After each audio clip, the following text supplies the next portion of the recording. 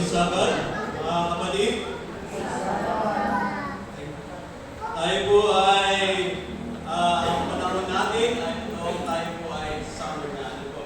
Medyo may kainitan na paman. Tayo po ay nalulugod sapagkat nakikita natin ang mga kapatiran ay mainit sa pananampalataya. Salamat sa mga kabataan at una, salamat sa Diyos sapagkat ang mga kabataan ito ay nagagamit para papurihan, paniguran ng Diyos sa pamamagitan ng pag-awit. Napakagandang tema ng awit, The Love of Christ. Ano po? Kagabi ay gumagawa ko ng tema.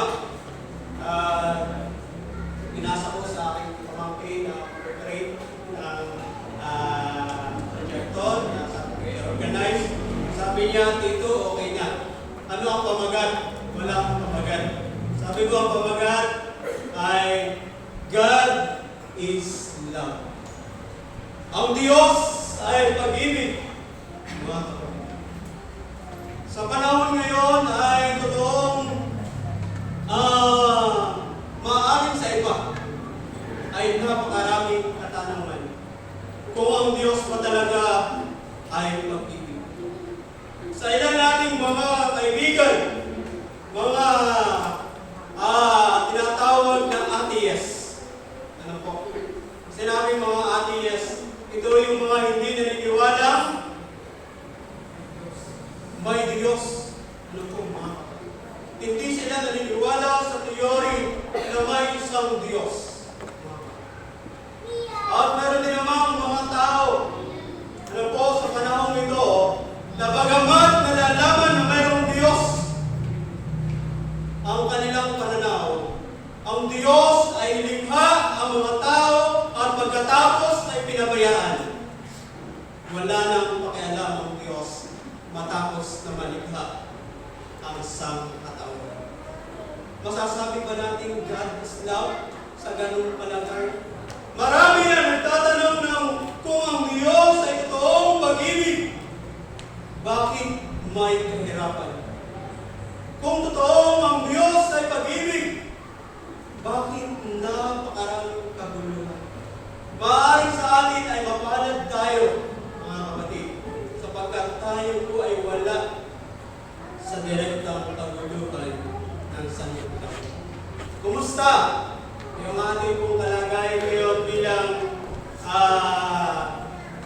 mga naapektuhan ng taas ng presyo ng ating gasolina? Diba? Napakahirap. Sapagkat totoong napakahirap gumastos ngayon. Sapagkat totoong napakahirap hanapin ng pera pero madaling gastusin, maliit ang value sapagkat epekto ito ng kahirapan na nangyayari sa sanlibutan. Ang tanong nila, totoo bang may Diyos? Bakit may kaguluhan? Bakit maraming nagkakasakit na walang karamdaman? At higit sa lahat, bakit may kamatayan? Bakit hindi na lang inayaan ng Diyos kung totoo may Diyos na mabuhay ang tao na walang sakit? Ang sabi po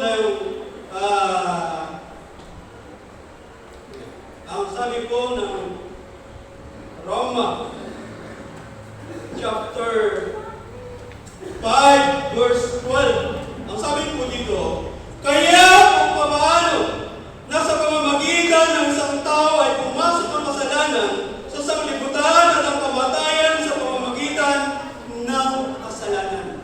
Kaya kung pala nagkaroon ng kamatayan ay dahil pumasok ang kasalanan. Kung walang kasalanan ay mabuti sana ang ating kalagayan. Walang paghihirap, walang magkakasakit na walang lunas, walang magugutom. Ano po, bagkus maging mabuti lamang ang kalagayan ng tao. Pero dahil pumasok ang kasalanan, nagkaroon ng kamatayan. At sabi dito, at sa ganito ay ang kamatayan ay nararanasan ng lahat ng mga tao sapagkat ang lahat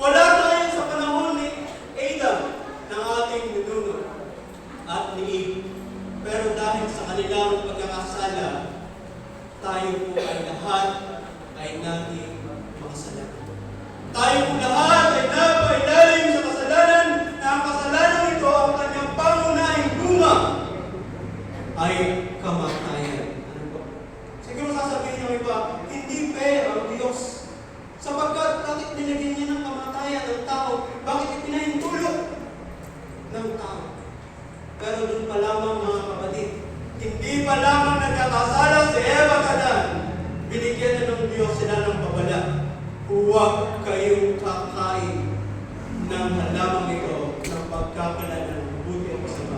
Sapagkat sa oras na kayo kumain, ay walang magsalang mamamatay kayo. So, naroon na po yung pag-ibig ng Diyos. Naroon na po yung pagpapauna ng Diyos ng pagpapaalala niya sa kanyang nilikhang ito na kung sila ay sakaling lalabag sa kanyang pag-asahan, ay sila ay walang pagsalang mamamatay. Na nangyayari nga in short story, kaya mo tayong lahat ay na-apektuhan ng kasalanan.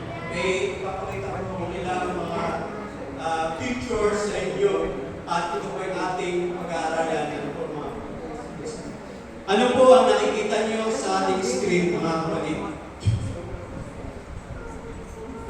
Ano po nakikita nyo sa ating screen? Missile.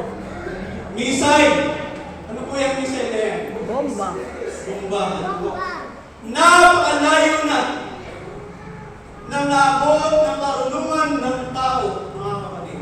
Sapagkat nakakagawa na ang tao ng mga ganitong tinatawag na missile na mass destruction. Yung pong na-invento ngayon, ano po mga kapatid, na mga nuclear, na hawak ng mga super-powered country ay mas malalakas noon sa ibinagsak na bomba sa Hiroshima, ano po, ng 20 times. Ano po, ito po ay pangkaraniwang missile pa lang yan.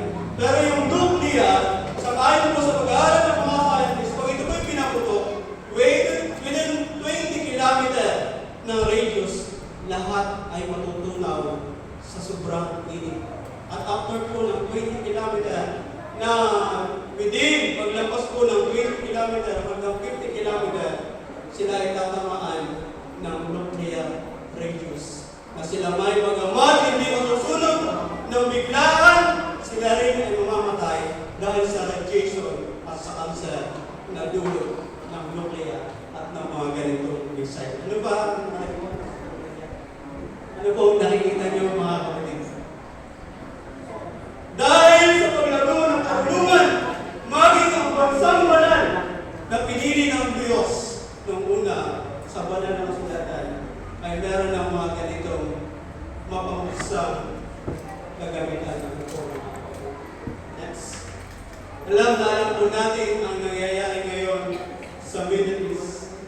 Sa Iran, sa Israel, sa Russia, sa Ukraine. Ano pa? Sa Maidan. So yan po ang reality. Ano po? And then next. Ayan po mga kapatid. Ito pong lugar na ito nung una ay city na napakaganda. Pero dahil sa digmaan ng Israel at saka ng Gaza, Palestine, ito po ay totally nawasak. Hindi na po, wala na yung kanilang mga syudad. Na ang sabi niya doon sa post, nung nag-post, ito yung kanyang minamahal na city. Yung Gaza na dati ay napakaganda. Pero ngayon, hinahanap niya yung kanyang anak na natabunan ng mga rabol, ng mga nabasag na simento, ano po, na yung kanyang anak dahil sa pagsabog ng bomba ay natabunan, ay hinahanap niya sa pagkakataon ngayon. Kung kayo po ang nasa kalagayan yun, masasabi niyo po ba, ang Diyos ay pag-ibig? God is love. Next slide. Pero yan po mga kapatid, ay isang paalala lamang ng Diyos mismo sa atin. Ano po ang kalagayan? Anong sabi ng